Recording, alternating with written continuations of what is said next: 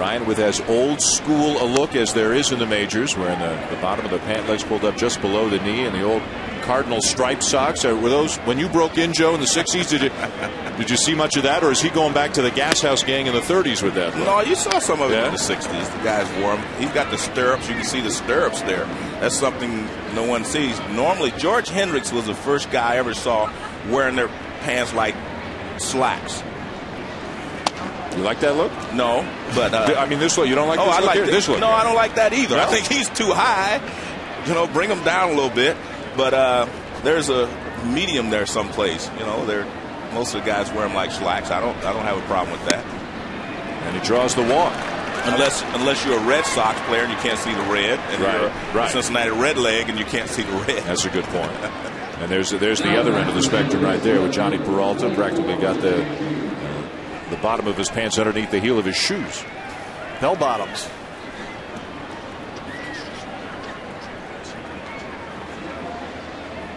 So the leadoff man is aboard, and here is Rick Ankiel. Ankiel hitting .254 with 4 home runs. Had that scary collision with the outfield fence a few weeks ago. Suffering head, neck, shoulder soreness. Was on the DL for a couple of weeks. And struggled when he came off the DL. That's one of the reasons why the Cardinal offense went so cold. Ludwig got hurt, Ankiel got hurt, and when each of them came back, they each struggled as soon as they came off the DL. So as a result, Steve, no protection for Albert Pujols. No, Rick Ankiel's come back and has actually hit for a decent average. You saw the numbers on this road trip there, hitting .326 since coming off the DL, but the power numbers haven't been there, and that protection, that 4-hitter in the lineup, has been an issue for the Cardinals all season long. But it really doesn't matter who hits behind Albert Pujols. Only Albert Pujols can protect Albert Pujols. As in the case with Barry Bonds, you know, you put guys behind him who can pick up the slack because they're going to put him on base a lot. They can drive in runs, and Ludwig did that last year when he drove in 113 runs. But you still would prefer to pitch to Ludwig than to pitch to Pujols in game-winning situations. And Pujols hot, as mentioned, with 3 home runs in the first 2 games of this series. You know, it's interesting, Tony La Russa, not in this game, obviously, being played under American League rules, but he'll bat his pitcher 8th to have a position player 9th to get more men on base in front of Albert Pujols, feeling that will force the opposing team to pitch to him. But there's nothing he can do about what's happening behind Albert Pujols except hope that he's got a hot hitter. You know, people may say, well, why wouldn't he just hit Albert Pujols 4th and get those same 3 guys in front of him? Well, the reason is because the lower you go in the batting order, the more at-bats it costs you over the course of the season. And since Albert's your best hitter, you want him to have the most at-bats. And so you leave him in 3rd, and you put as many people, you know, down the line in ninth spot to give him a chance to hit with those runners on. And you can see all the different lineups that Tony La Russa has used. These 2 teams, you probably have less of an idea if you're a player about if you're playing and where you're playing than any teams in baseball. Swing and a miss by Ankiel, and Lee has his first out of the night. Now, the one thing about Tony La Russa, we looked at the second most lineups this year, but that's not just because of all the injuries. That's every year. Yeah. He is a guy who likes to tinker. He really likes to study the matchup and try to put his players in a position to be successful, and that's when he uses his players coming off the bench. When do you fill out your lineup card, Joe? What time of day? You do it here at the ballpark? Well, I think they do. I think they No, when do you fill out your lineup? This one, when I get here with Tony? Yeah. Oh, yeah. Okay. I wait till he gives me his. Because, yes, see that now that seems like the rational thing to do. Yeah, I wait till he gives me his. Especially with Tony and Aaron Judge. Yeah. Somebody in the booth doesn't do it that way. Here's Albert Pujols, and he'll take a strike at the knees as he questions Rob Drake, the home plate umpire. Jeff Kellogg, the crew chief, is at first. Tim Timmons at second. Mark Wegner at third. Another outstanding season in the making for last year's National League Most Valuable Player, Albert Pujols. It'll be interesting to see how Lee attacks Albert Pujols, because I know Pujols is going to attack Lee. But I think you have to throw him hard stuff as he's done, fastballs. And the only pitch I think really bothers him is a changeup. I think you have to set him up with the fastball and the changeup. That curveball he'll hit if you throw a strike with it. 2-1. You know, Lee's curveball is different. We're going to see Chris Carpenter later in this game. Chris Carpenter has that 12-6 hard-biting curveball that he bounces in the dirt and gets swings and misses. Lee is more of that roller that sweeps across the strike zone. That's a contact pitch for Albert Pujols. Yeah, you've got Lee was effective last year when he moved the fastball around and changed the hitter's eye level. Coming in, but he missed upstairs. 3 balls and a strike.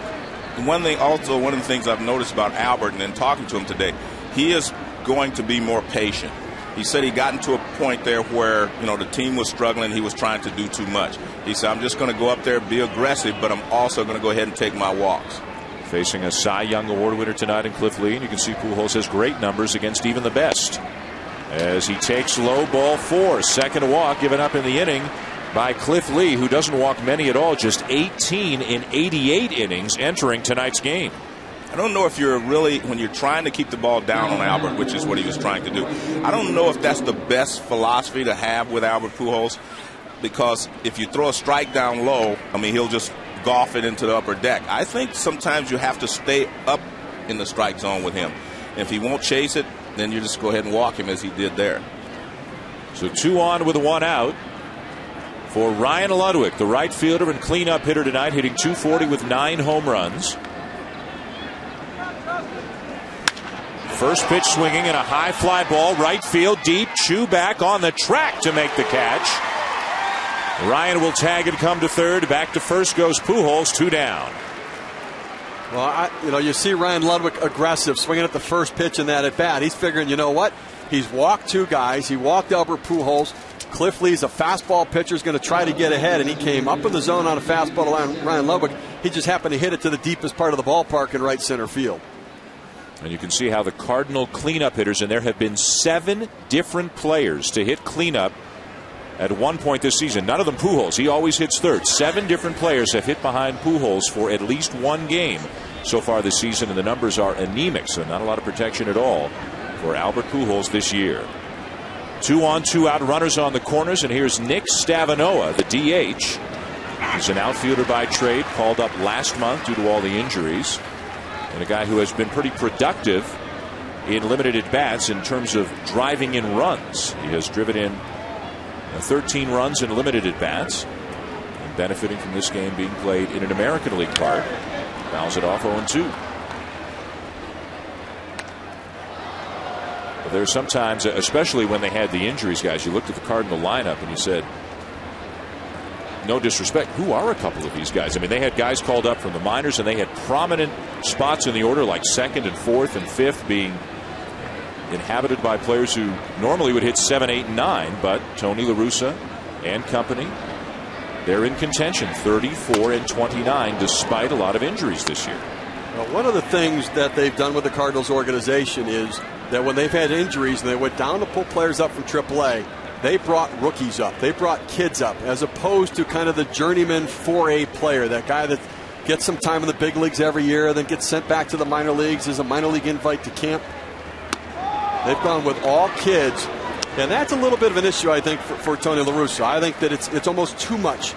Too many kids, too many young guys that you're having to teach the game at the major league level, as opposed to having some experience with maybe a lesser talented player.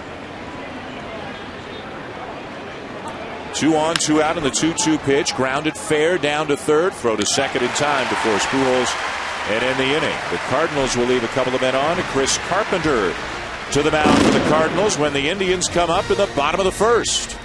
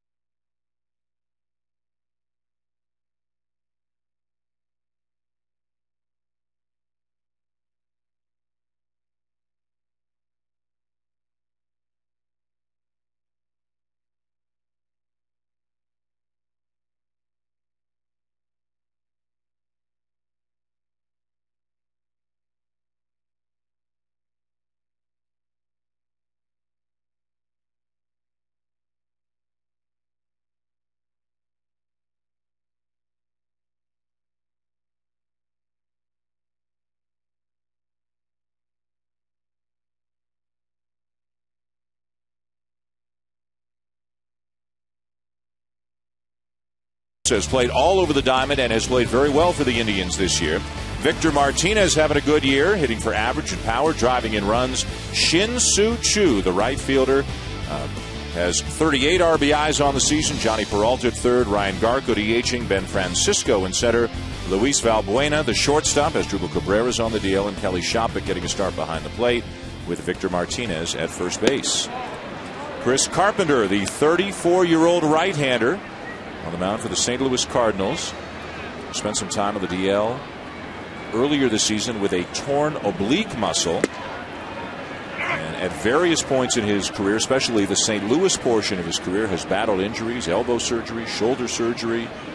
He has reached the highest of highs and had the lowest of lows as well, missing almost the last 2 seasons in their entirety just about because of injuries. Well, the one thing about him, though, when he is healthy, he is productive. There doesn't seem to be that curve necessary to get his legs back underneath him.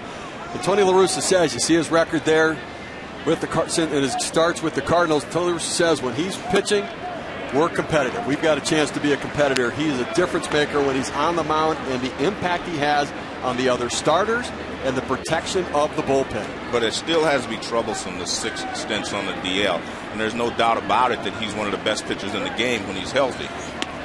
And he is definitely a power pitcher. I think he's a little different than Cliff Lee. He's a power pitcher. All of his pitches, the fastball with a lot of movement, cutter, curveball, all of them are power pitches. And he's got to be frustrated. He's also a great control pitcher. Exactly. He's only walked 6 batters in 44 innings coming in tonight. And he walks a guy in Carroll who's hitting 300, but he's not a guy who's going to hit the ball out of the ballpark. But he puts Carroll on and now has to face a more dangerous hitter than Mark DeRosa. Well, maybe both of these pitchers are thinking about the matchups. You know, Lee walks his first hitter as well. DeRosa will take a strike. If you read your trade rumor columns in your local newspaper or online, you might read Mark DeRosa's name more than anybody else's. And even DeRosa admits that he reads his own name too much. But it seems that just about everybody allegedly has an interest in him, and why not the way he's played this year as he rips it to left and gone. Number 11 for DeRosa and an early lead for the Indians.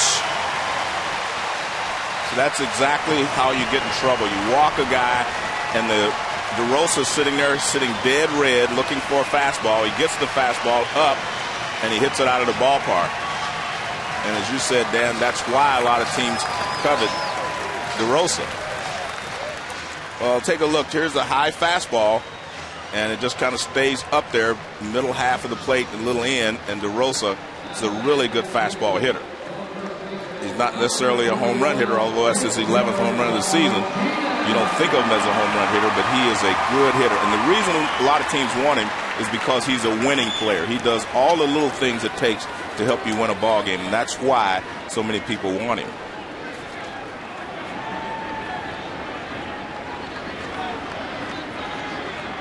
Two to nothing Cleveland. Here's Victor Martinez.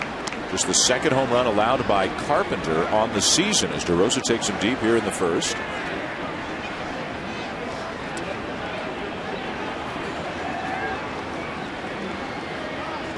DeRosa playing well, a winning player, as Joe said, also as versatile a guy as there is in a baseball.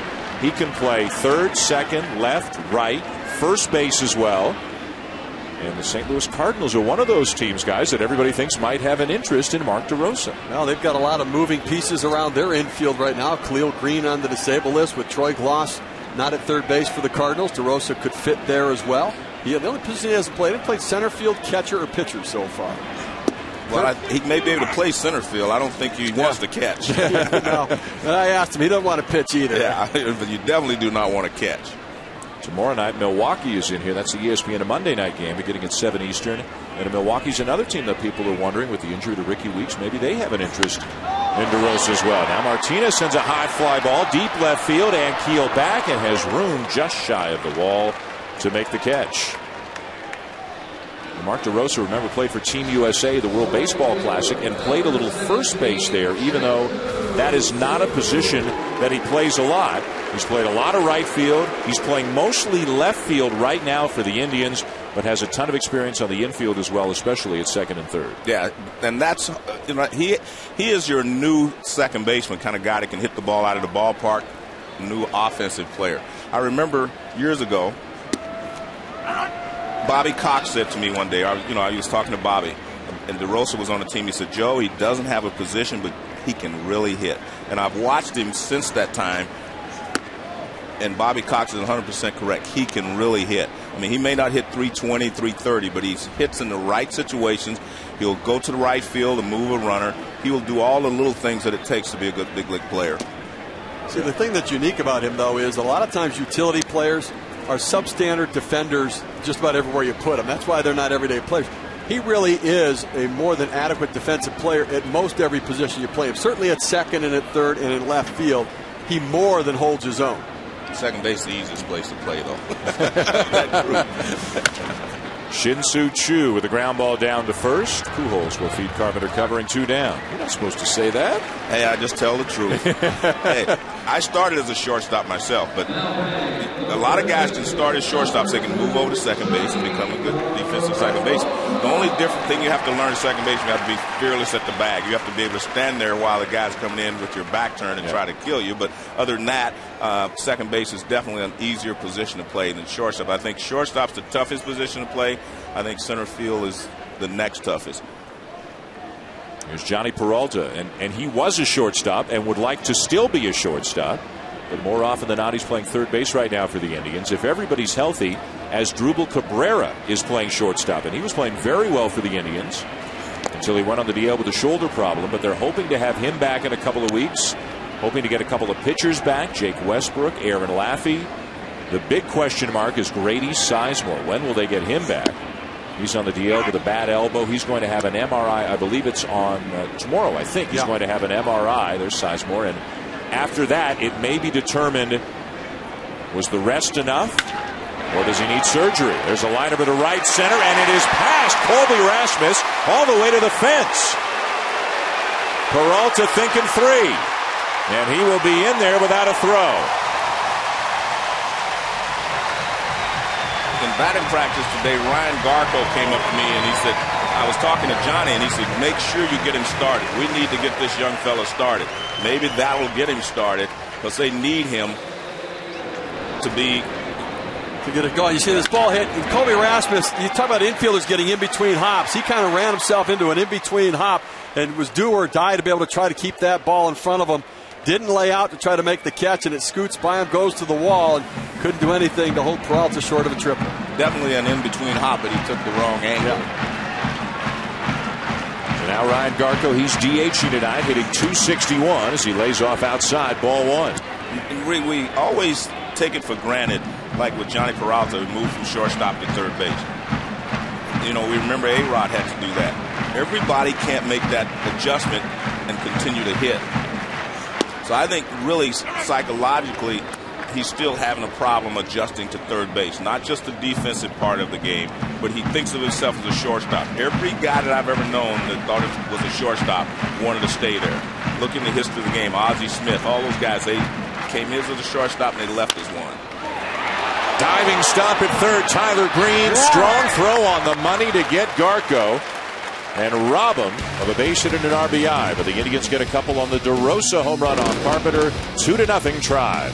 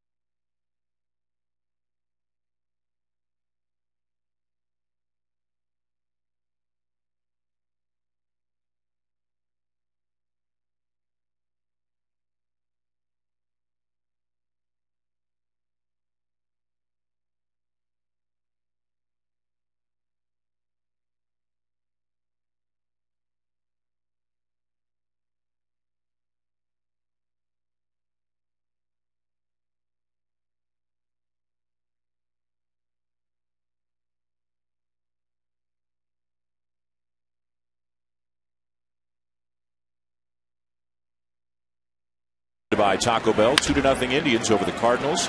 Top of the second. Ranging to his left, Luis Valbuena. He'll retire Yadier Molina. 1 pitch, 1 out for Cliff Lee here in the second. Well, we talked about Cliff Lee and how he got off to a bad start. His first couple of starts were bad, and mainly because his location of his fastball wasn't there. And he got knocked around in his first 2 starts. He was 0-2 in 10 innings with 11 earned runs and 17 hits allowed. And you can see these pitches pretty much in the middle of the plate. Either you got to be higher or lower. He was staying right there in the middle, and he was getting knocked around. And you can't use your other pitches. And that's one of the problems he was having early. Now Colby Rasmus, the center fielder, with a high fly ball into left field. Easy play for DeRosa, 2 down. But I think everything changed for him when he had to face CC Sabathia in New York. I thought it was a big deal for him, and he responded well. I mean, he located his fastball better, and that allowed him to use his changeup even more. Like here, you watch, he wasn't throwing his changeup as much earlier. Now you see the changeup, and he went 6 innings in that ball game and only gave up 1 run. But I think it really helped him mentally to face CC Sabathia, who had been the star here before he left. And now Cliff Lee had a chance to beat him, and he did beat him in New York. Well, he pitched better than CC. You can see that 2.31 ERA in his last 11 starts, but he's lost a game 1-0, lost a game 2-0. Instead of 3 and 6, he could easily have 6 or 7 wins overall. I mean, maybe not going to reproduce that 22-3 season, that incredible season of a year ago. 2.54 ERA and a Cy Young. Tyler Green tried to bunt his way aboard, and what was that? 4 pitches, 3 outs. Simple and easy for Cliff Lee.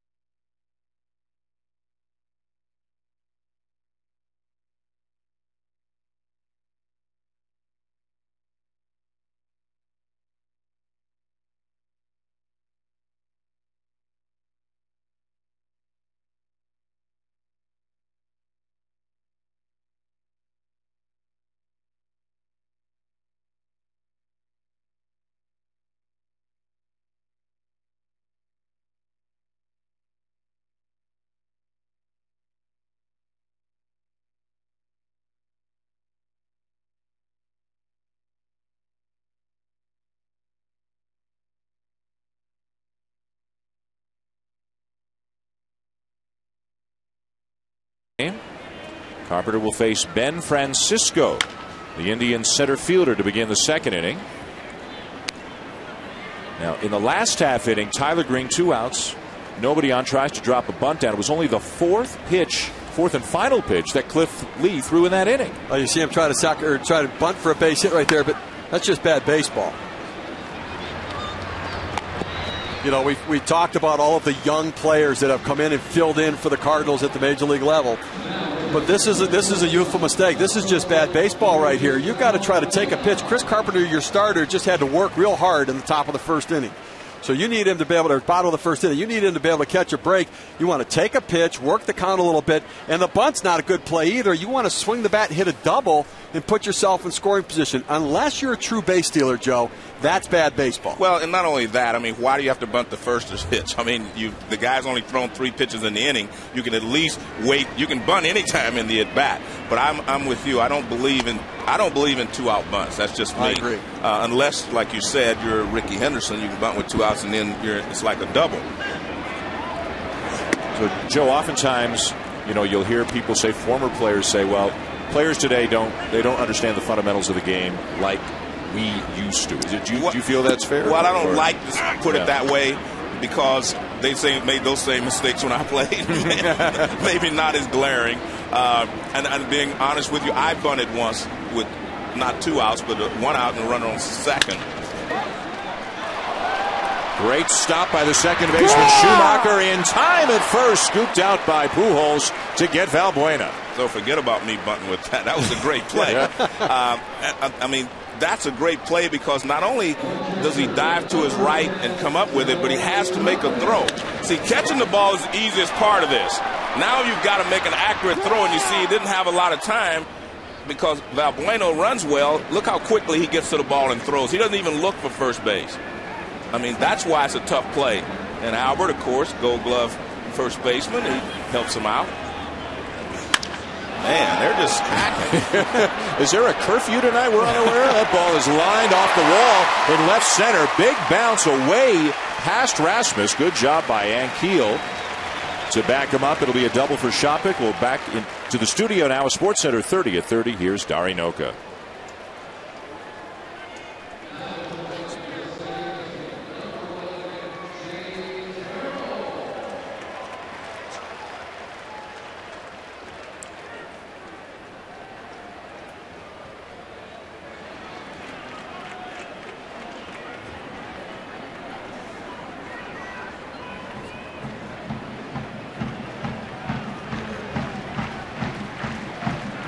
All right, here 2-0. Dari, the Indians leading the Cardinals. Bottom of the second, runner at second, 2 down for Jamie Carroll, who will take a strike. How do you explain Florida starts 11-1, then they go on a huge losing streak? Colorado's 20-32, then they win 11 in a row. How do you explain any of this stuff? I've always said that there are really not any great teams anymore. By that I mean have everything, pitching, defense, power, everything. So when your strengths show up, you can win games. And contrast that with you. Rounding third, Shopik. He's going to try to score on this play and is out at the plate. I don't think we're going to be able to finish anything. These guys are hacking. Brendan Ryan kept it close enough to the infield for Shopik to get thrown out at the plate. 2-0 Indians through 2.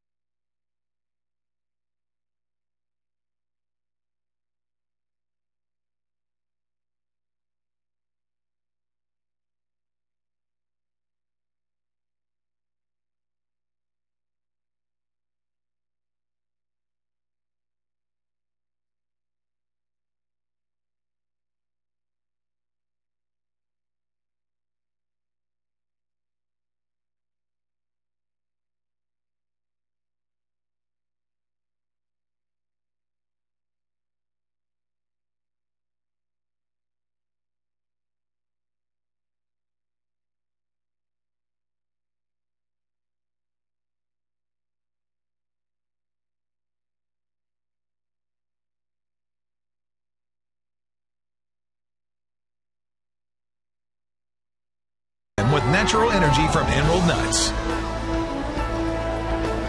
Top of the third inning here, Progressive Field in Cleveland. The Indians and a Mark DeRosa home run off Chris Carpenter in the first have a 2-0 lead on the Cardinals. The Cardinals enter Clay tonight tied with the Milwaukee Brewers for top spot of the National League Central. What a half inning for Skip Schumacher. Made the diving stop and then the great throw from his knees to first base to get it out there. And then it was Schumacher who picked up the ball, made a very good throw to the plate after Ryan knocked it down to get Shopping at home plate to end the inning. Well, I mean, it's a great play here earlier in the inning just to be able to get Valbuena. But the play on the infield is every infielder with 2 outs, you talk to each other, you say, knock the ball down, knock the ball down. Try to keep it on the infield. Don't let it get to the outfield with a runner at second base. Nice play by Lee. Spears it on the mound. Schumacher retired. If somebody came to you, Joe, right now and said Skip Schumacher's been a second baseman for years and years, you'd probably say, I believe that, the way that he played. This guy never played second base until March of this year. Well, I'd question it because of the strength of his arm. He's got a very strong arm. Now watch this. He picks the ball up and fires a strike. Now look at this. I mean, that's a shortstop throw, not necessarily a second baseman throw. That's an outfielder's arm right there. Look at this. You keep the ball on the infield, and that's what happens, though. That's good team defense from the St. Louis Cardinals. Brendan Ryan knocking it down. Skip Schumacher getting in position. Guy who's played outfield for most of his career, showing off that arm strength. So Ryan's made a good play. Schumacher's made a couple of good plays.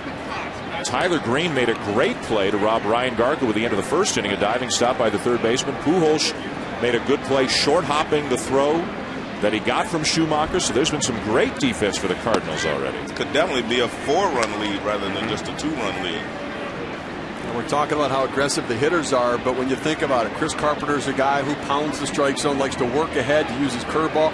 And Cliff Lee throws close to 78% fastballs to hitters. He is a high fastball percentage pitcher. That's something these young guys like to hit. Starting to wonder if all the old guys don't like to hit it too. I mean, the more games I watch, the more I see guys not hit the breaking ball anymore. But most pitchers now are fastball changeups. I think that's why Carpenter is so unique, because he has such a great curveball. But because he has such a great curveball, just think about it. We haven't seen him throw it in this ball game. They're not letting him get to that curveball. So he's going to have to do 2 things. You have to start spotting his fastball in better position so they won't jump on that first fastball, or else he's going to have to start throwing more breaking balls as a first pitch. 2-2 to Brendan Ryan, and he fouls it back. You know, we go back to that bunt that Tyler Green tried to do earlier, right? With 2 outs with nobody on in the inning and only 3 pitches so far. I think the one other thing about that is young kids learn the game today in a batting cage. They go to the batting cage, they work on their swing, and they don't seem to play as many games now as they used to play. And I think you learn your instincts to play the game, your feel for time and space and what to do in situations from playing it, not from doing it in the batting cage. So for all of those kids out there, as much as you can. I know the batting cage is good to work on hitting, and everybody tries to do it. You need to play. You know, pick up baseballs when we used to do it. We'd get all the kids in the neighborhood, go out and play games. That's when you learn your instinct. You formulate your instincts and feel for the game in those very early years. Later on, you may figure out things where you have to think and make adjustments, but it's that feel you develop as a kid when you play. Again, the 2-2 to Ryan. And a ground ball out to second. It was right. Jamie Carroll on first. 2 down. Well, we mentioned Grady Sizemore last half inning, the very talented center fielder for the Indians, who's been on the DL with a bad elbow for the last couple of weeks. And tomorrow, again, he'll get the results of an MRI. We are going to visit with Grady Sizemore next half inning. He will put a headset on and join us, so we'll get a chance to ask him, I guess, how he's feeling and what his thoughts are heading into the MRI tomorrow, and when he thinks he could be back in the Cleveland lineup. And a healthy Grady Sizemore is a 30-30 player, a dynamic leadoff hitter who can really make what's already a good offensive team that much better. He is definitely a fine offensive player, plus he can run into the wall. So yes. He will chase it. He's fearless in the outfield as well. 2 outs, nobody on, and Ankiel is the batter. He struck out back in the first. He has accomplished a lot in a relatively short period of time. You can see the elbow, which he says started bothering him in the spring, but got progressively worse into the regular season, hitting just .223 this year. The inning is over. 8 in a row set down by the left-hander, Cliff Lee. It remains 2-0 for the Indians. A chat with Grady Sizemore when we come back.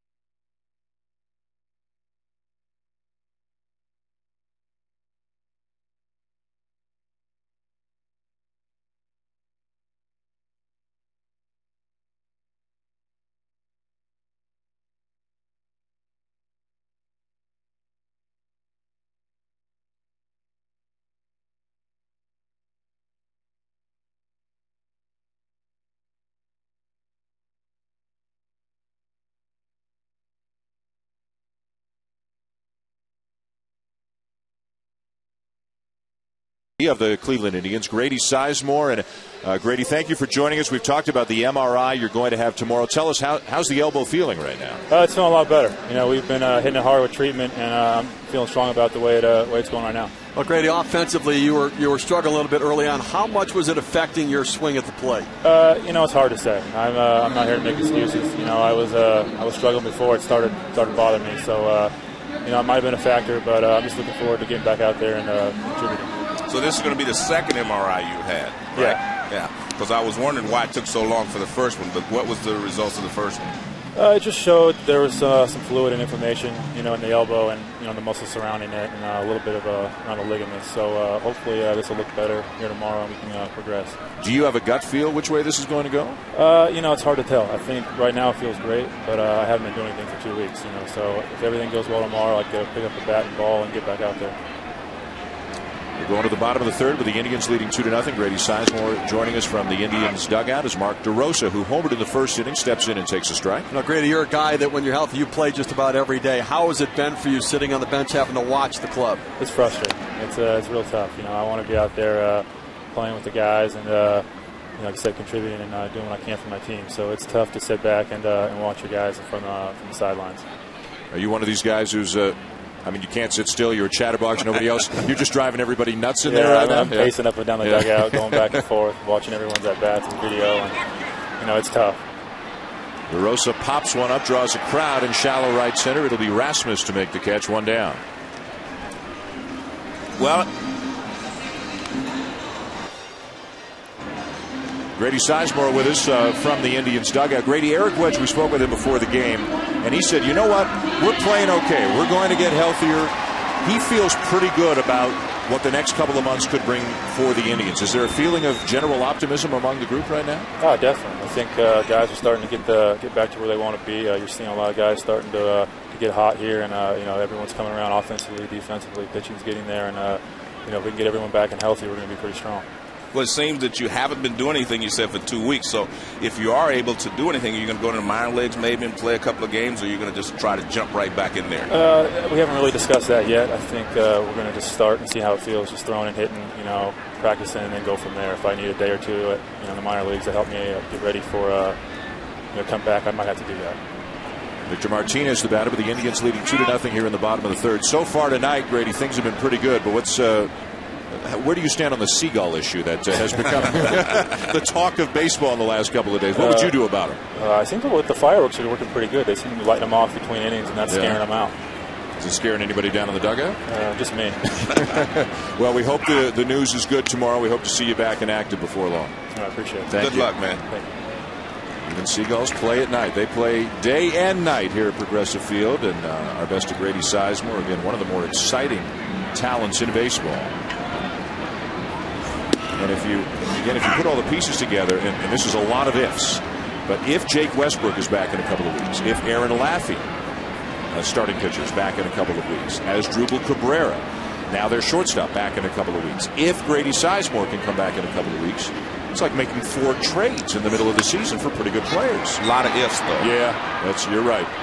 And I'm watching Carpenter. I said he's going to have to go more to his breaking ball to start hitters off. You see now he's keeping them off balance a little bit more, throwing more breaking balls. He's starting each of these first couple of hitters off with breaking balls in this inning, and that's what he needs to do because they weren't letting him get to the fastball. And he starts them off with a breaking ball. He finishes this at bat with a breaking ball. And you see you get him to go out of the strike zone sometimes if you can get ahead, but they were not letting him get ahead with the fastball. There's a curveball, missing low ball 1 to Shin-Soo Choo. You know, I think for the Indians, with all of the injury problems that they've had, that certainly has been part of their issue, being able to get into a flow for their season. And that's why they think if they can stay close, they're going to get healthy. And they haven't had their run to get hot just yet. I mean, you know, we talk about how the Rockies have gotten hot. The Marlins were hot early. But I think part of it is they haven't had their chance to get themselves going, and they think when they get healthy, that's their time. Popped up shallow left field to shortstop Ryan, going back to make the catch, and a 3-up, 3-down inning for Carpenter. Albert Pujols will lead it off for the Cardinals when we return.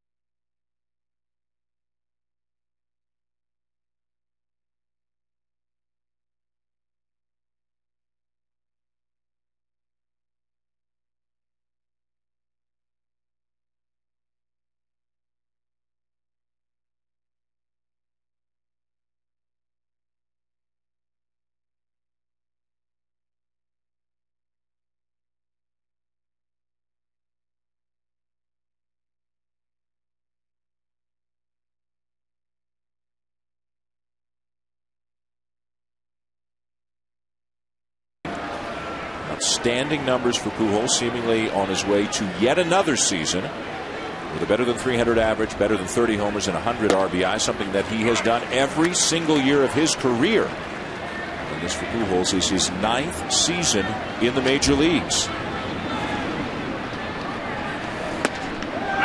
What do you think the ovation is going to be like at the All-Star game in a few weeks in St. Louis? Here's the way that Cliff Lee attacked Pujols his first time out. And I agree with that. Fastballs and changeups. And so far this at bat, he's doing the same thing. Yeah, fastballs and changeups. Those are the only pitches I think will bother him. If you throw him the curveball, it better be bouncing, because he can handle the breaking ball, especially from a left-handed hitter, if it's in the strike zone.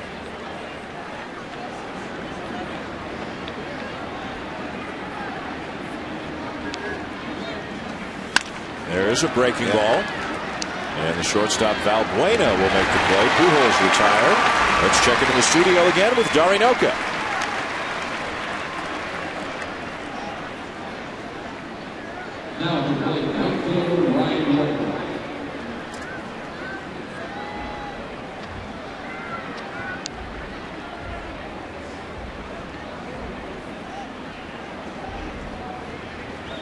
Right, Tarasenko, of course, game 4, a game that Orlando, you figure, Joe, they had to have, and it sure looked like they had it until Derek Fisher hit that big shot to force overtime. Then he hit another big one in overtime. Yeah, I was watching that game. I don't understand how you can let a guy shoot a three-pointer when you have a 3-point lead. But, hey, Dwight Howard makes one of the 2 free throws. It's over as well. Yep. So a lot of things happen. Well, it was interesting. We talked about instincts and knowledge of the game for baseball. And, Jeff Van Gundy pointed that out in the basketball game. Jameer Nelson dropped back on Derek Fisher. When you're up 3, why would you not crowd him at the 3-point line? Dropped it back, gave him a 3-point shot. Guess what? I would have had Ray for Alston in there. But that's why I'm not a coach. So, we all get to second guess the coaches. Cliff into his windup, the 0-2 to Ryan Ludwig, and he bounces this breaking ball in. A ball and 2 strikes on the Cardinal right fielder. How about Cliff Lee settling in? He walked 2 of the first 3 hitters, retired the next 11 in a row, and 20 of his last 24 pitches. 20 of the last 24 pitches have been strikes. That's a guy commanding his pitches, both the fastball, the cutter, and the curveball.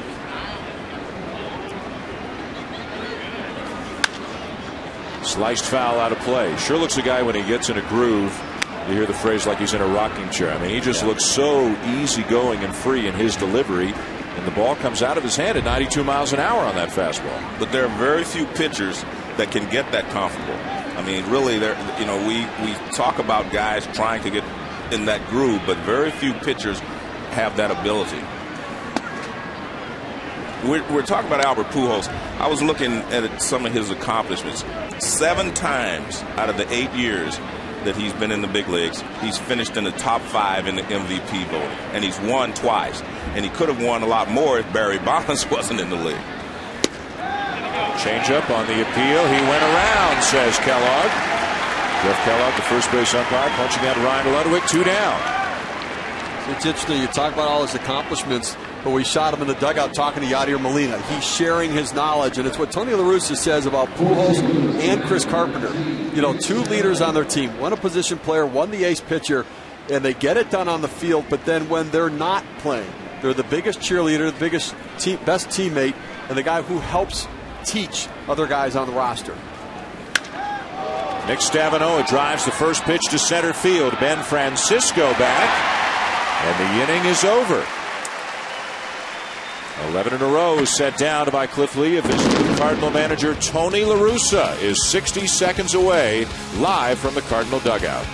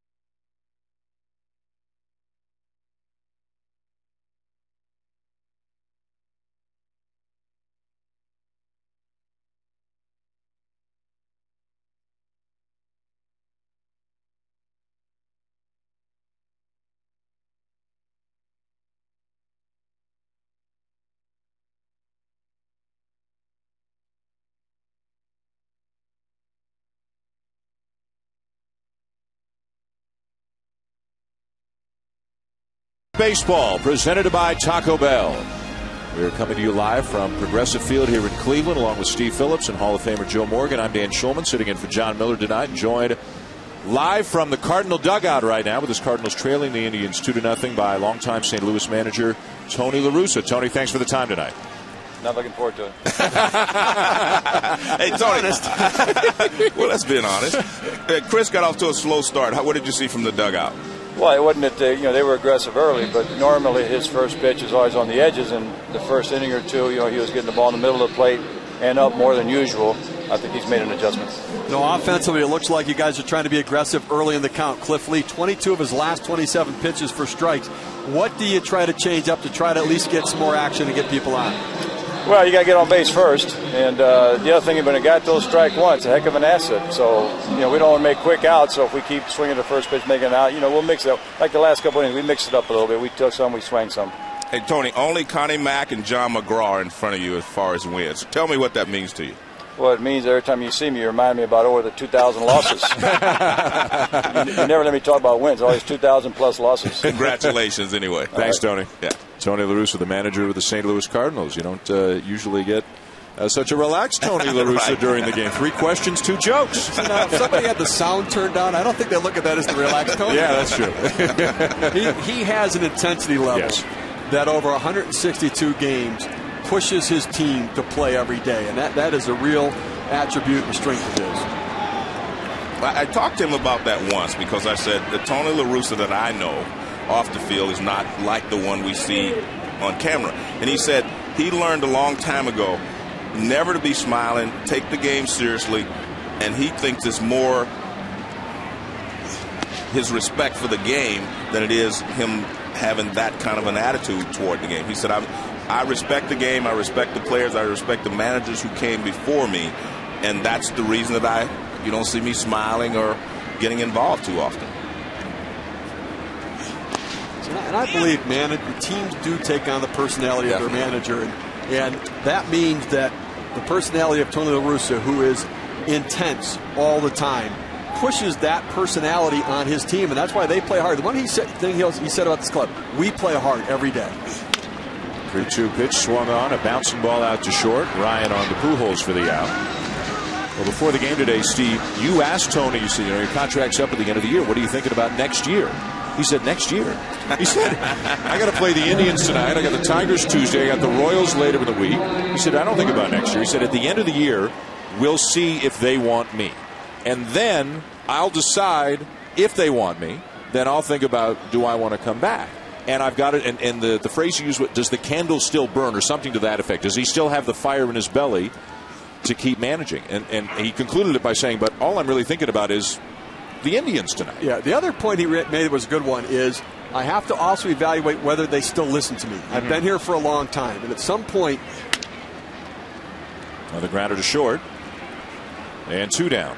You know, at some point when you've been in a place for a long time, you worry that your message is falling on deaf ears. I don't think that's the case, especially with all of the new influx of young players that they have here. But I think there's some questions about Tony La Russa coming back, because I think there's some questions about the direction of the Cardinals organization.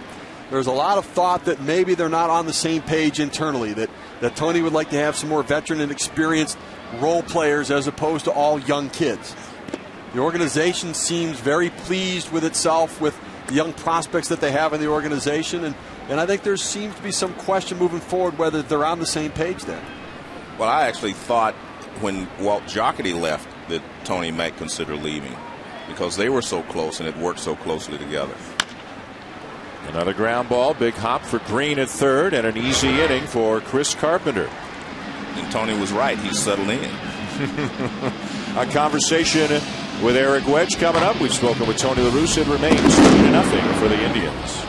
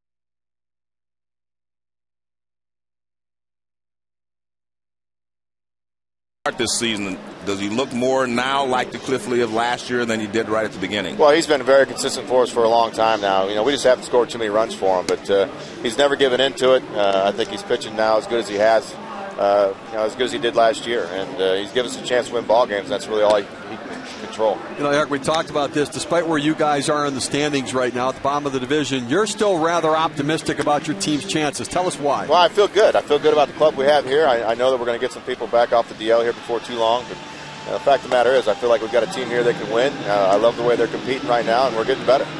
Eric, is it a kind of a delicate time because it's nearing the trade deadline and people are looking at various teams and saying they could trade this guy, they could trade that guy? Do you have to filter that talk out of your clubhouse? Yeah, you can't think about that. I mean, that's just part of the game. Every time you get to this part of the year, it's part of the game. But our focus is on what we can do here, and we feel like we've got a good ball club. Good luck, and thanks for joining us. All right, thanks. Eric Wedge, the manager of the Indians, and there you can see only 6.5 out. Yeah, they're in last place in the American League Central, but they are only 6.5 out in their division. And again, they figure to get, as Joe said, it's a lot of ifs. But if half of the ifs work out, they figure to be a stronger team a month from now than they are right now. Well, that's true, but I mean, I don't like to use if. I mean, I understand you have to in certain instances because that makes it a positive for you. When my guys get back, I can start to play well. Grounder down to third, right at Peralta. And a lot of guys swinging early in the count here tonight as Yadier Molina is retired. ESPN's coverage of Major League Baseball continues with a couple of nights of interleague play. Tomorrow night, Steve and I will be here for the Brewers and the Indians at 7 Eastern. Then it's Wednesday Night Baseball presented by Smirnoff Ice. Also at 7 Eastern, it'll be the Toronto Blue Jays in Philadelphia to take on Chase Utley in the World Series champion Philadelphia Phillies. Both games are part of the ALNL Showdown presented by State Farm on ESPN and ESPN 360 Monday and Wednesday night. And when you tally up the results of the ALNL Showdown so far, Steve, the National League's making a little headway against the American League. Well, they really are. Over the last few years, the American League has absolutely dominated interleague play. But this year, I guess 44-39, the American League only with a 5-game edge, which is it's much less than what it has been in the past. So National League maybe closing the gap a little bit. Well, I think the American League's always going to have an edge, and that's because of the DH. Because when you play in those parks, they have a DH, and that they're used to having, whereas the National League guys, they have to pick someone to be a DH. And we know by experience that it's not easy to become a DH after you've been an everyday player or you've been a pinch hitter.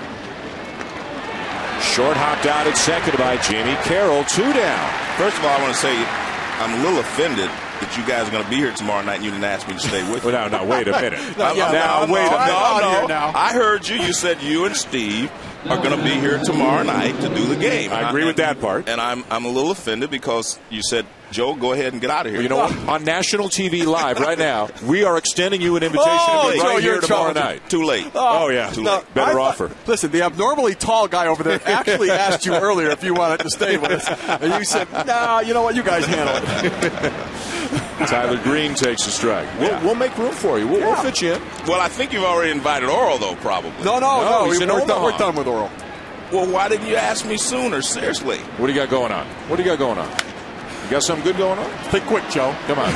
You had that thing that you got to do, right? I got something. You had that thing. I forgot about that thing. Yeah. Check. You're here, Joe. Yeah, where is it? Yeah, that's fine. You got something? Yeah, you've got some. Well, camera's on now. I don't know. I don't know how to use that. Well, you know what? If you change your mind, it's an open invitation. You don't even need to call. Just drop by. Let me check, make sure. On that thing. Yeah. Okay. A foul back by Green.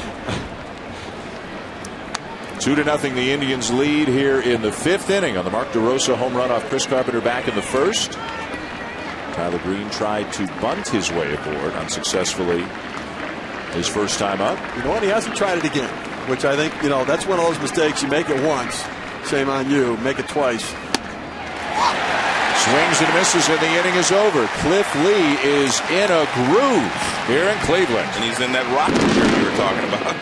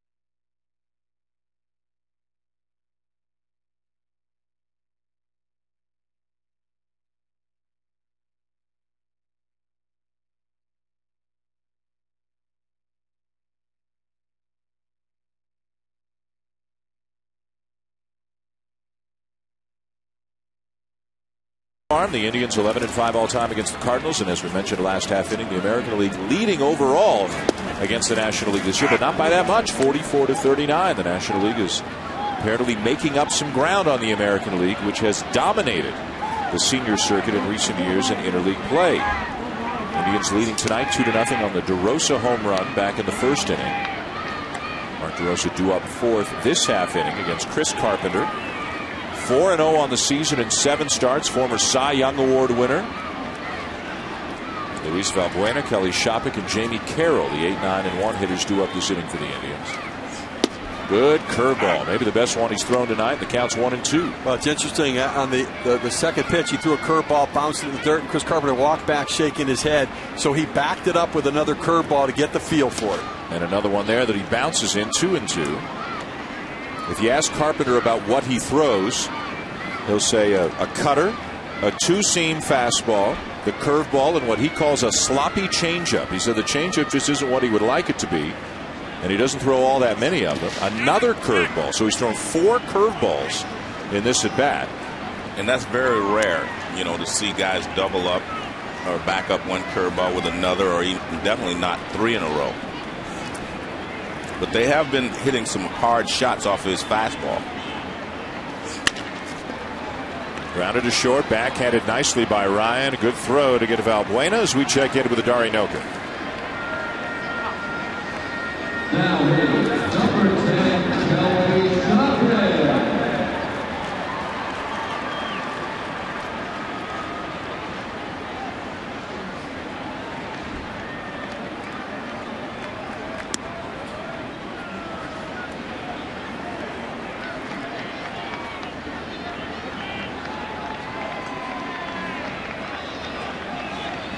Hi, Dari. You hear the ping there? Yeah. Yes. Different sound than our ball coming off the bat here. Different sound. Steve, you're going to hear the ping on Tuesday night, right? Tuesday, right. I've got the matchup of the winners from today's games. Arizona State beating North Carolina in extra innings. And then the losers matching up as well, so a doubleheader on Tuesday. Well, I used to do the College World Series. Hey, come on. I loved it. Well, I loved it until they, you know, all of it went to the ping. You know. Oh, okay. Yeah, it was great because all of a sudden they stopped playing real baseball. They started going for the 3-run homer, as we did in the major leagues for a while. By the way, I just got an email from the bosses. We can't afford Joe's appearance so stop inviting Joe to stay for the game. I was actually there yesterday. I didn't get a chance to see much of the game, but I stopped through there. Flew on a plane with Jim Hendry, the Cubs general manager. He was going up to look at some of the players they had drafted. Shopik with a towering fly ball to deep left center field. Gone! Home run, Kelly Shopik, 3-0 Indians.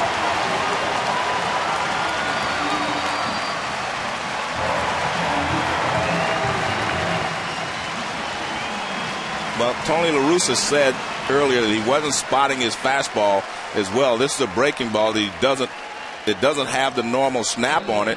Kind of stays right there about thigh high.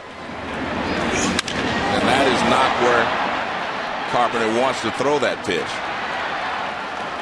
In fact, I'm not so sure if it wasn't the slider. It wasn't the straight down curveball. Yeah, I think it was his cut fastball, and he was trying to run it, started on the corner, run it off the plate, but instead it kind of leaked back over the heart of the plate right in Shopik's wheelhouse. So Carpenter's given up more home runs tonight than he had given up in 44 innings on the season entering tonight. He has not lost a game this year. The Cardinals have lost 3 games in which Carpenter's been the starter, but he has a record of 4-0. 2 home runs for the Indians and a 3-0 lead. And you know, when you're Tony La Russa and Chris Carpenter's out there, when you're a manager and your #1 guy, when you are Jerry Manuel and Johan Santana is out there, as he was against the Yankees today, you never want to assume anything. But you're feeling, hey, if we're going to be a good team this year, we've got to win the vast majority of the starts made by our #1 guy. That certainly didn't happen for the Mets today. They were obliterated by the Yankees this afternoon. Wow. That's why you call them #1 guys, Chris. That's Chris Carpenter is and Johan Santana. They're the guys that anchor your rotation. The other thing from Cleveland's perspective, The St. Louis Cardinals have only won 10 games this year in which they trailed. They're tied for the least number of comeback victories of anybody in baseball. So when they fall behind, it's tough to mount offense to come back. Carroll with the ground ball to short. Another play for Ryan, 2 down. So Shopik homers this inning. Back in the first inning, it was Mark DeRosa, who's coming to the plate right now, who gave the Indians that early lead. Well, they were jumping on the first pitch fastball, high fastball, and DeRosa, very good fastball hitter, and that was middle in, and he hit it up and out, and they were immediately up 2-0. But the second time through the order, he threw him a lot of curveballs, and he was able to get him on a fly ball to center field. Fastball there for a strike. Really the best fastball we've seen right there at 95 miles per hour. So finding a little bit extra for the guy who took him deep early. And a curveball that drops in right at the knees. 2 of the best pitches that Carpenter has thrown all night. Well, they used to call that a yellow hammer. Like the snake, you know, real sharp. Bounces one in. On the appeal, no swing. Yadier Molina, an outstanding defensive catcher, shifting over to block that ball, keep it in front in case you get a check swing or a call on the swing there, that he keeps it in front and can get the out to end the inning.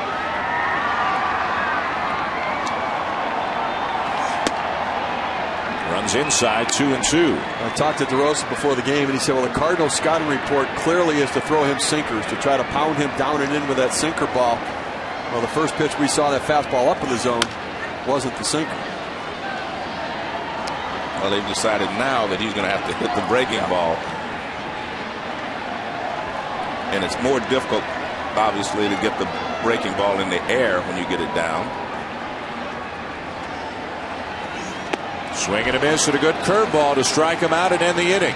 But another run for the Indians. This time it's Kelly Shopik who takes Carpenter deep. 3-0 Cleveland.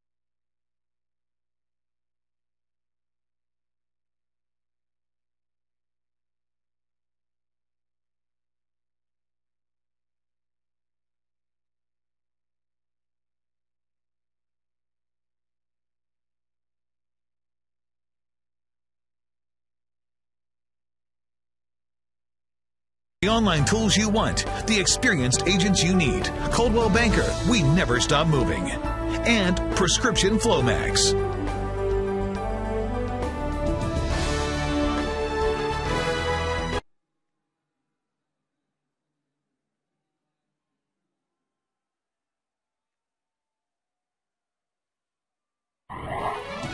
ESPN Sunday Night Baseball, presented by Taco Bell. Brought to you by Coldwell Banker. The online tools you want, the experienced agents you need. Coldwell Banker, we never stop moving. And Prescription Flomax.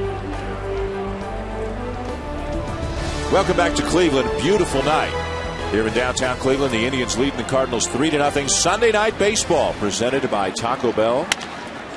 First pitch swinging, Schumacher, ground ball to short, and a big stretch at first by Victor Martinez to save Valbuena, who thanks him. One pitch, one out. We've been saying that a lot tonight when Cliff Lee's been on the mound. He's getting a lot of quick outs. These Cardinals are swinging early, and that's now 15 in a row set down by Lee. Well, you know, they've gone through being very aggressive, you know, a couple times through the lineup here. But I think at some point, you know, Tony La Russa talked about they got to change it up a little bit. You've got to make him work and try to throw more pitches, understanding that the first strike you see may not necessarily be the best strike you see. And even if it is, it might be worth forcing him to go deeper into the count. Here's Brendan Ryan as the Cardinals go back to the top of the order, and he'll look at a strike. Ryan walked back in the first inning, led off the game with a walk. Rick Ankiel then struck out. Then Albert Pujols walked. Ryan Ludwig hit a deep fly ball to advance Ryan to third. And then Lee got out of the inning on a fielder's choice. And nobody has reached base against him since the first inning. And another ground ball. Valbuena again, 2 down.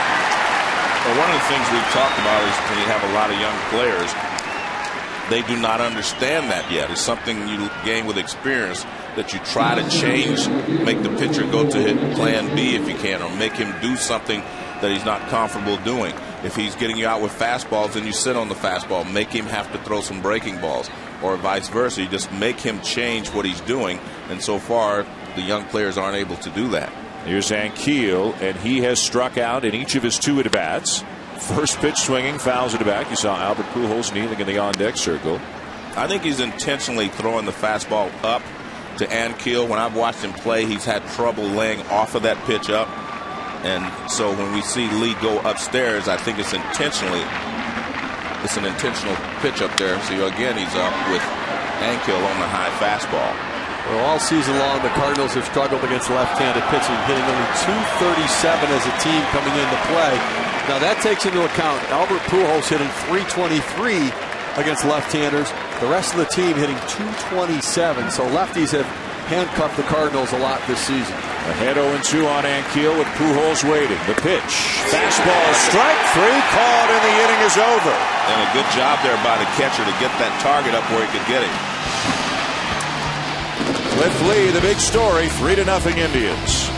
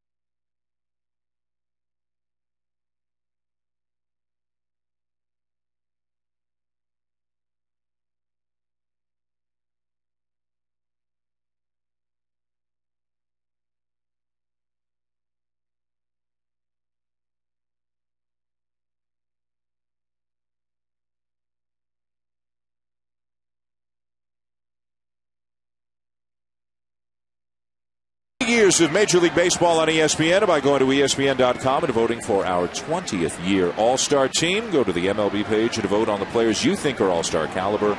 We'll announce the winners in the second half of the season. That no-hitter by Houston, one of the most unusual no-hitters in Major League history. 6 Houston pitchers combining to no-hit the New York Yankees, and that came back in 2003. And one guy maybe going to do it all by himself here tonight. It remains to be seen. Victor Martinez leads it off. It is 3-0 for the Indians. Bottom of the 6th, home runs for Mark DeRosa and Kelly Shopik. But Cliff Lee has been the big story to this point of the game. The starting pitcher for the Indians. There's a fly ball to center field, right at Rasmus, and Victor Martinez is retired for the first out. Lee walked a couple of batters in the first inning, and that is it. Nothing since, as he has now retired 17 in a row. Really doing it by locating that fastball, and one of the things he's very good at doing is changing the hitter's eye level, where he does throw a lot of fastballs, more than the average pitcher. He's been very effective in locating it where he wants. Shin-Soo Choo, the batter. By the way, that last Indians no-hitter 1981 Len Barker, that was a perfect game for Len Barker back at that 1981 season. Curveball grounded foul up the first base side. Chris Carpenter ahead 0-2. As Mr. Lee, and both pitchers, they get brief breaks between their times on the mound because there have been a lot of quick innings, a lot of guys swinging early in the count. And if you've got somewhere to go, you better get there and get back in a hurry.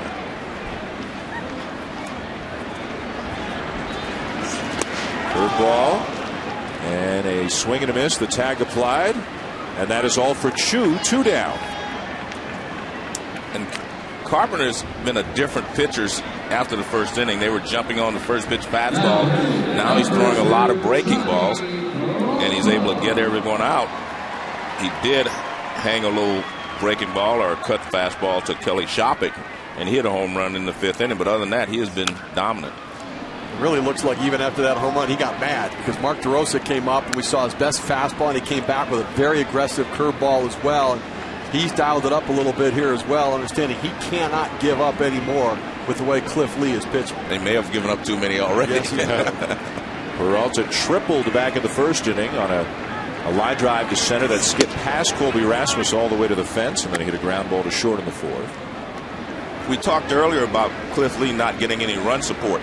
Well, you know what? As a pitcher, you can't go to the mound thinking they're not going to get me any runs.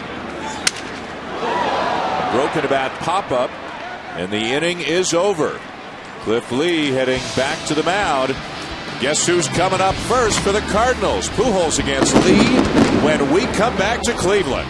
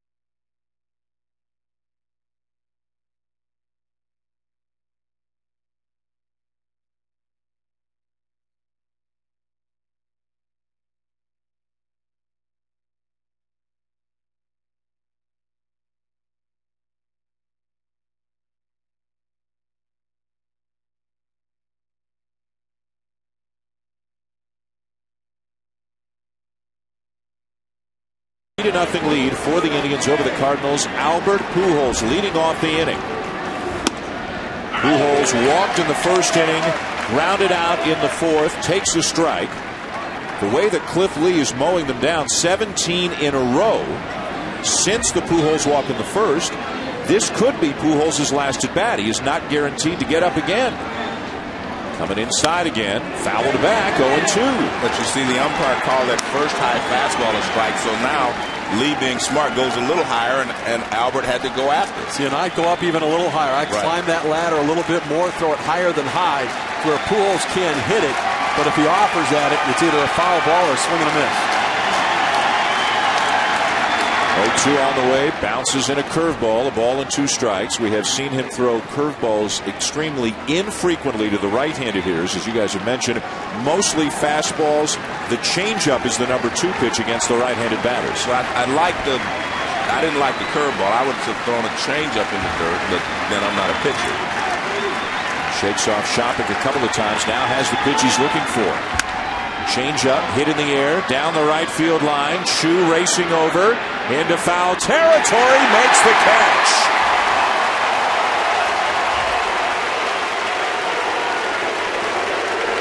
Well, he has pitched Albert, in my opinion, about as well as you can. But I mean, he walked him and he got him out twice.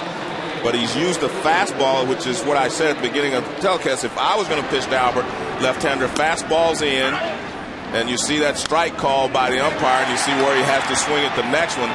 Now, this is the pitch that I like if you're going to try to get him out. Fastball, changeup. I'm not so keen on the curveball, but fastball, changeup. Ludwig, first pitch swinging. Ground ball to short. 2 down. Well, the one thing that the off-speed pitch did when he went to the curveball was change the eye level, and I think that's really been a key for Cliff Lee. So coming into play tonight, when he went back-to-back fastballs in the same plane, the opposition was hitting 600 against him. But you see, it go to the fastball, that kind of cutter out away from Albert Pujols. But you remember those 2 fastballs up and in. That was a change in eye level, a little bit change in velocity as well. And how about the fan kind of reaching over there too, possibly trying to interfere with that out? You wouldn't want that. Boy, a couple more feet, and that would have been a whole different situation. Stavanoa takes a breaking ball. It can happen 1,000 times, and you can talk about it 1,000,000 times, even if it's in support of your home team. Some guy's going to reach out and try to catch a ball that he shouldn't. Well, the first time when you go to a baseball game, you always say, I want to catch a ball, I want to catch a ball. Yeah. And when it happens, you're not thinking about the score or anything else. A roller toward third, charged by Peralta. And the inning is over. 3 up and 3 down again. 20 in a row set down since a couple of walks back in the first. 7th inning stretch in Cleveland.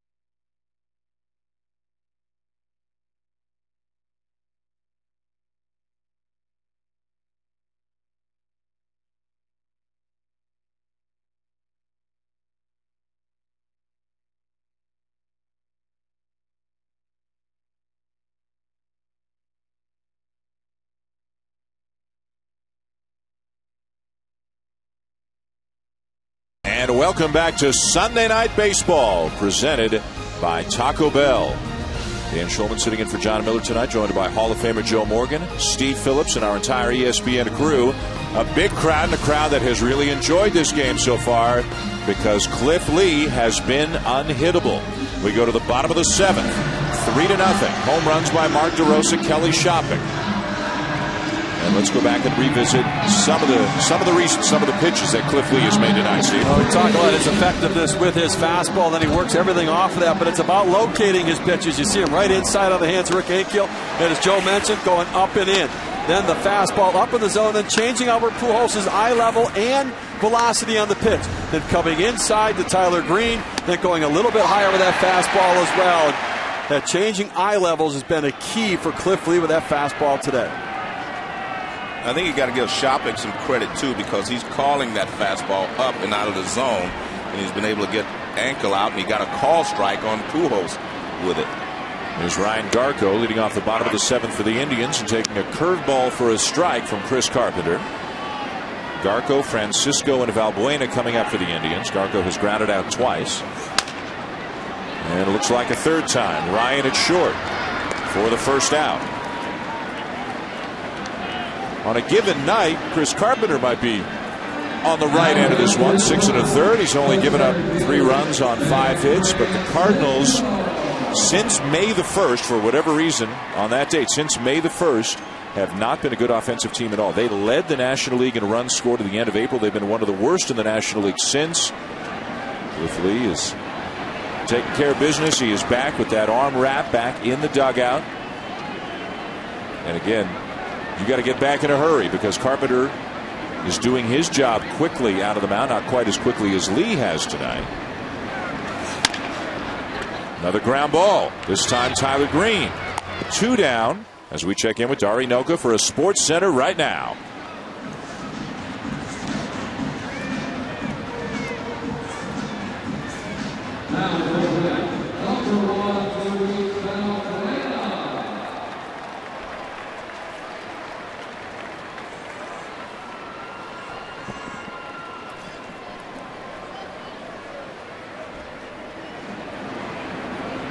All right, Dari, thank you. 2 outs. Nobody on. Bottom of the 7th and a strike taken by Luis Valbuena. 3-0 Indians here over the Cardinals.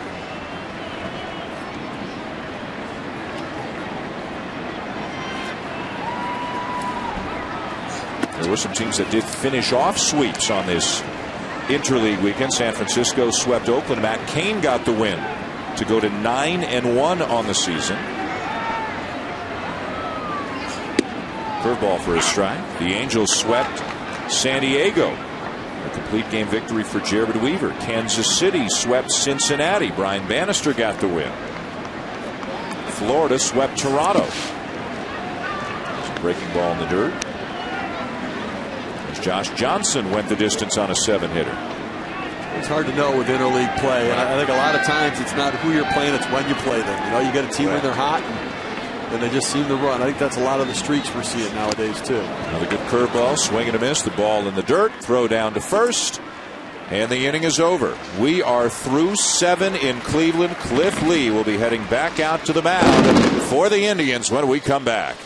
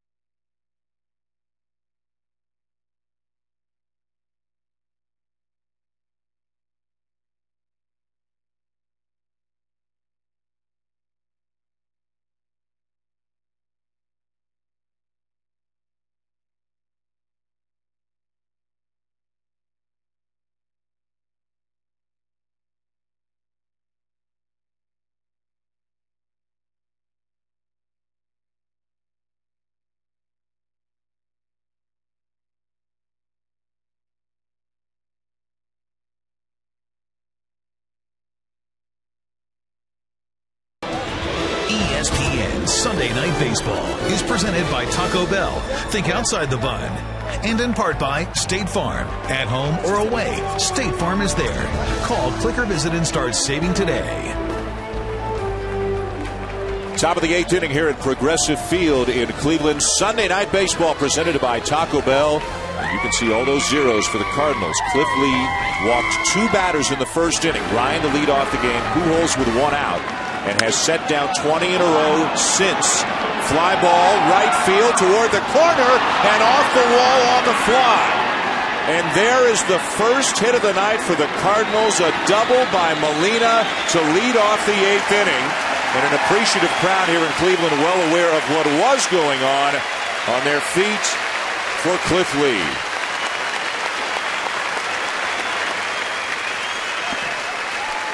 I mean, and that is just a perfectly located fly ball.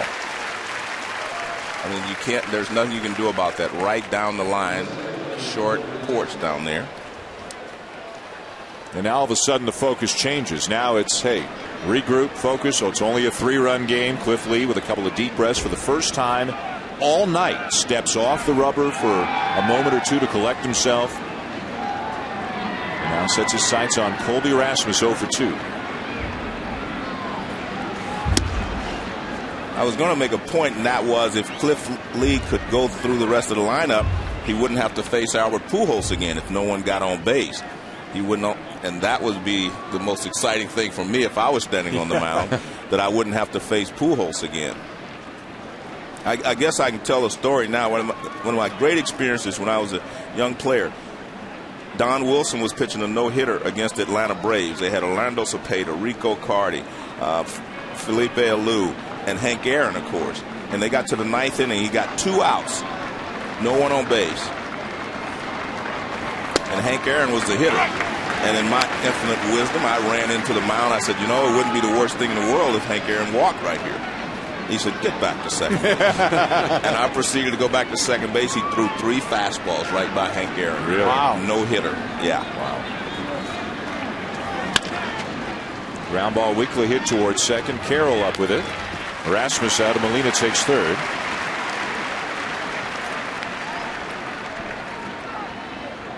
Well, it was a double by Yadier Molina off the bat. Tough to tell, would it be fair or foul? How hard was it hit? Just deep enough, and he just kept it fair. Well, it looked like a changeup that was tailing away, and he went the other way with it, and you can see ball hits off to the wall. Really no chance, you know, to make a play on that ball. It's just hitting the perfect spot. So that's the first hit of the night. Molina now at third with 1 out, 3-0 Indians. Tyler Green is the batter. I think Lee would have liked that changeup to be down a little bit more. He had it up a little bit. And, you know, ideally, I'd love Shin-Soo Choo to go into that wall and do everything he can to try to make that play on it. But I think no matter what he would have done, it would have been a nearly impossible catch. Just a perfectly placed ball. Doesn't seem to have phased him all that much. Got a weak ground ball. Now he gets ahead 0-2 on Green. But I have to give Shopping credit for that. He went out after one more pitch, went out and talked to him. And I think Shopping has done a great job tonight in using what Lee had going for him tonight, and that is the high fastball up out of the strike zone and down with the changeups. There it is again. See, I mean, when a catcher can give you that high target, you concentrate right there. That's where I want this pitch. Not at the top of the strike zone, but up higher. Especially with a young hitter like Tyler Green. For young guys, that fastball up, it looks so good out of the pitcher's hand. We were going back over our scorecards just before the hit by Molina. There hadn't even been a really great defensive play. Ludwig hit a fly ball pretty deep, hit it to the edge of the warning track, I think, back in the first inning. But before the Molina double, I mean, this was all about Cliff Lee. This was him executing his pitches and getting a lot of quick outs and a lot of weakly hit balls off St. Louis bats. Curveball outside. But again, you have to be careful now and think about the game score. You want to keep it to where when Albert Pujols does come back around again, he's not in a position to do the damage to affect the outcome of this game.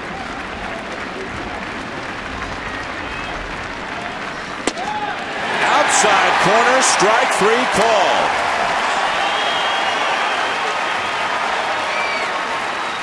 kept pounding Tyler Green inside. Remember, he kept jamming him inside. He couldn't get around on those pitches. Then he went to the outside corner and locked him up and freezes him up, throws it right to the glove. Maybe a little bit, but you know what? Cliff Lee's earned that pitch in this game by locating his pitches, hitting his spots.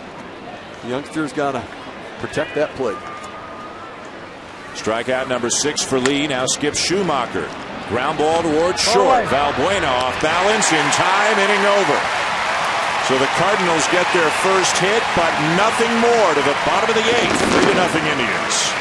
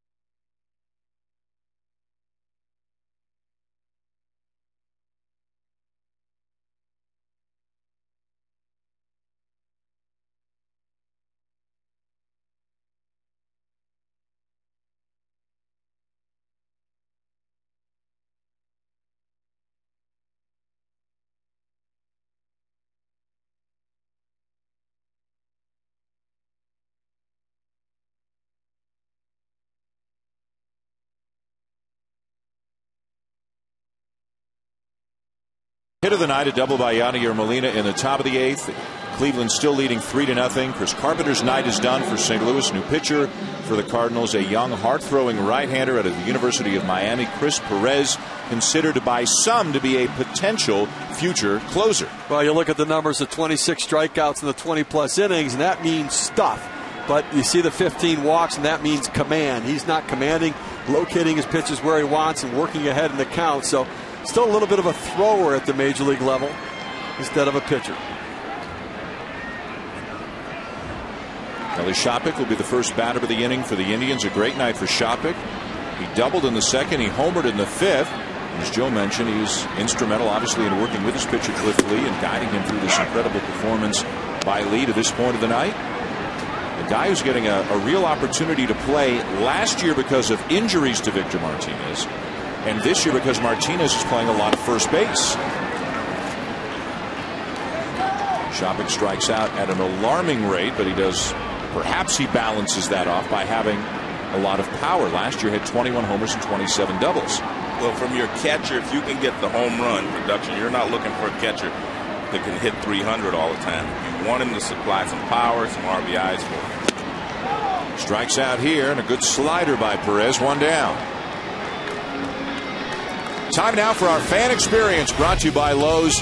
And boy, did the fans enjoy their experience in this park, then known as Jacobs Field. From 1995 to 2001, the Indians advanced to the postseason 6 times in 7 years. It advanced to the World Series twice. They sold out 455 consecutive games in this ballpark. That was an all-time Major League record until the Red Sox broke it last year.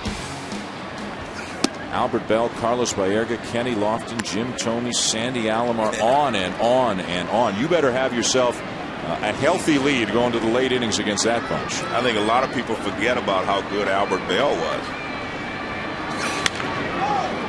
I just like seeing the Bulldog in that little clip right there, pumping his fist. You know, we see that same when he thinks he had a good game, calling a good game, he does that same thing. Pumping his fist. It's not quite as ferocious now as it was back then. No, I'm not sure it was all that ferocious back then. No. He's a middle-aged Bulldog right now. Oral down in Omaha, working our College World Series coverage for the next couple of weeks. We mentioned this ballpark used to be called Jacobs Field. Dick Jacobs, the former owner of the Cleveland Indians, passing away last week, and a guy who bought the team in 1986 and really was instrumental in this team getting back to prominence. For young baseball fans who may not remember, there were some lean years here in Cleveland for many, many years. But then in the mid to late 90s, this was the place to be as much as any other ballpark in America.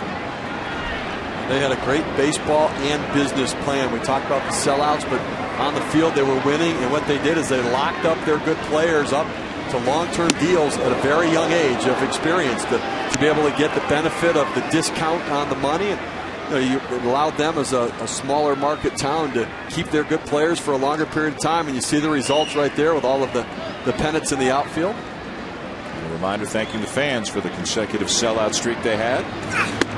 Fastball up and in, a full count.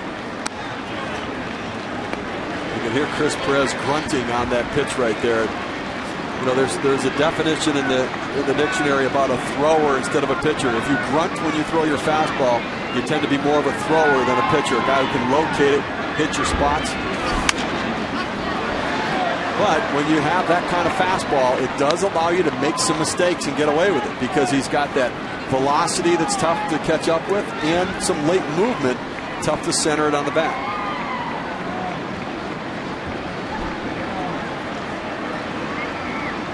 A 2-run home run in the first for Mark DeRosa, a solo home run in the fifth for Kelly Shopping for the Indians offense tonight.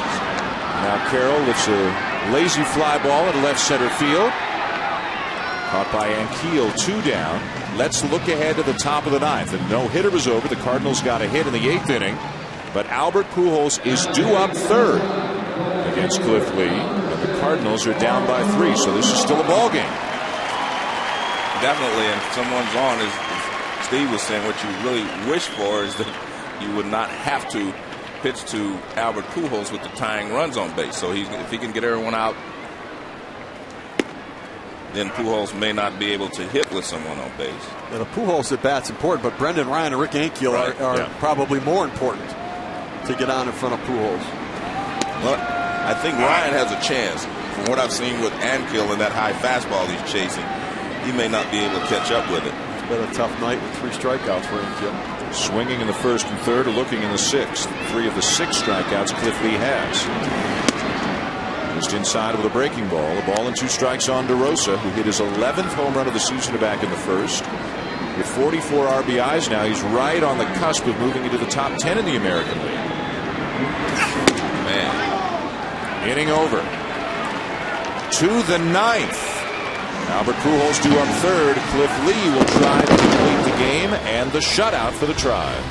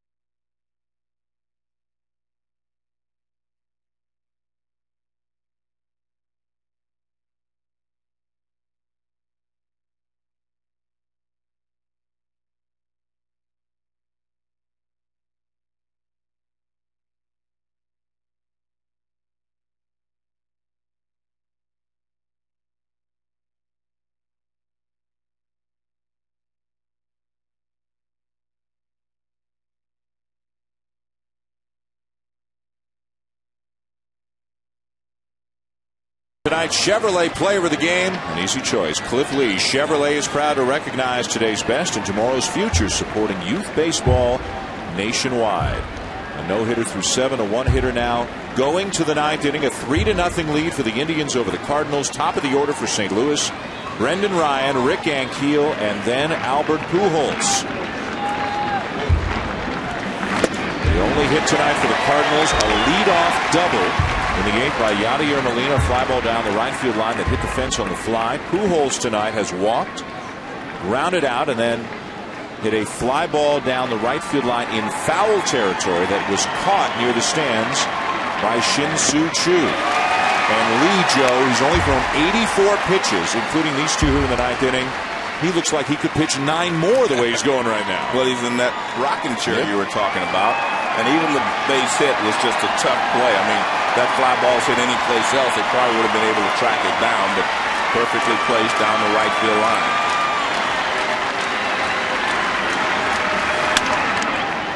To right center field, it drops for a base hit. Well, he didn't get that fastball up high enough. So the leadoff man is aboard, and all of a sudden, if Ankiel can somehow find a way to reach, Pujols comes up as the potential tying run. So it was interesting in the at-bats of Brendan Ryan. He used Ryan's aggressiveness against him on the first 2 pitches. He pulled the string at 84 miles per hour. He was out in front. And then you're right, I didn't mind him going to the fastball, but you've got to go up. That higher than high fastball, kind of eye high, and left it enough of the plate to be able to poke it into right center. And now, how big is this at the bat? Ankiel, as we mentioned, the last half inning, has been up 3 times tonight. He has struck out all 3 times. Just trying to get on base any way he can to give Pujols a chance to tie the game. But Lee has been feeding a steady diet of the high fastball, and he hasn't been able to catch up with it. Pops him up. That one wasn't high, but he got away with it. Francisco in shallow center, 1 down. A little surprised they let Ankiel hit there. I would have maybe changed it up a little bit. You've got Chris Duncan on the bench, who's a guy who can hit a fastball. And, you know, I might have tried to change it up just to see and maybe see if he can't give a different look. Only a 3-man bench for the Cardinals right now. They're carrying 13 pitchers. Here's Pujols. And even if he hits it out, Cleveland still has the lead. 0 for 2 with a walk tonight.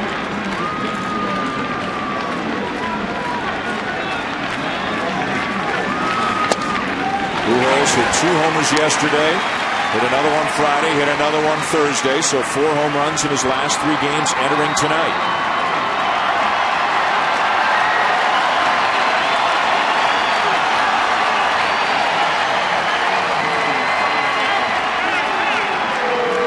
Asked for time, and it's granted. The only time all night I can remember Lee stepping off or taking anything more than a second or 2 to get the pitch he wanted was right after the Molina hit in the 8th inning. Otherwise, he's been right back to business with outstanding results. That is a great pitch right there. He's been firing Albert up with the fastball in. So what does he do? He hits the outside edge with a fastball. Even Albert couldn't adjust to that pitch. Ahead 0-2.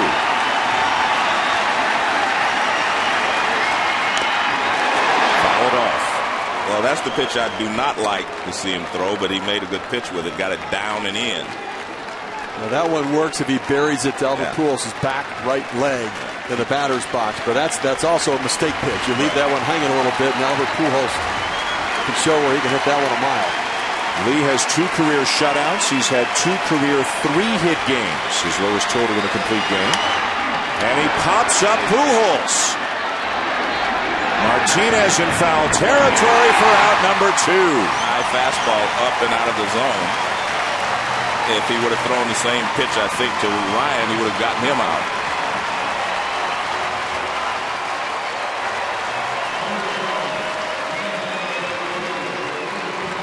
See Cliff Lee, he's just regrouping right there, saying, this is Albert Pujols, but you see this at bat going in, working ahead with a fastball and fastball away.